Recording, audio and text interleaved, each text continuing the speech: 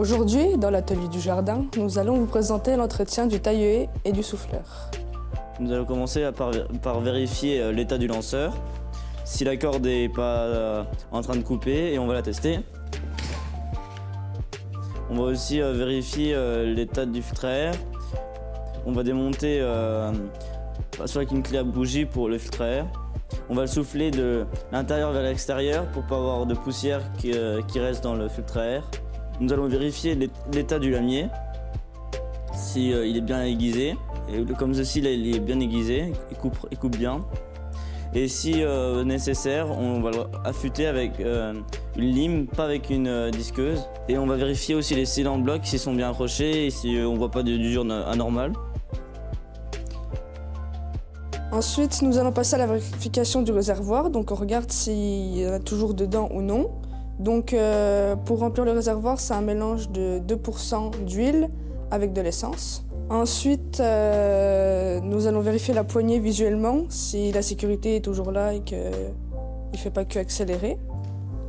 Et pour les EPI, pour ce matériel, il faut un casque anti-bruit avec une visière, un pantalon de sécurité, des chaussures de sécurité et des gants.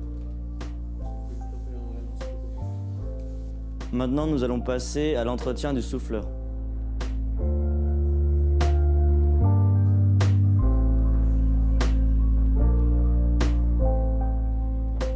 Nous allons vérifier le souffleur. Nous allons commencer à vérifier par la bougie, si elle n'est pas encrassée. Là, elle est en bon uniforme. Maintenant, on va vérifier le lanceur. Là, on voit qu'il est en état uniforme. On va le tirer. On voit qu'il n'y a pas de problème ni d'obstruction. Ensuite, nous allons vérifier les hélices.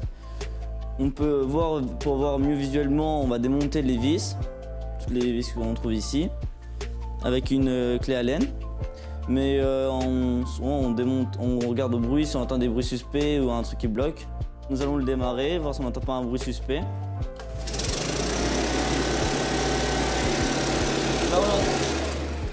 Là, on a bien entendu que l'hélice fonctionnait comme il faut. Tout comme le taille-haie, pour tout ce qui est réservoir, nous allons mettre de l'essence ainsi que de l'huile 2%. Donc pour en mettre, il faut juste dévisser là et remplir. Et pour tout ce qui est EPI, on aura besoin d'un pantalon de sécurité, des chaussures de sécurité, ainsi que d'un casque anti-bruit.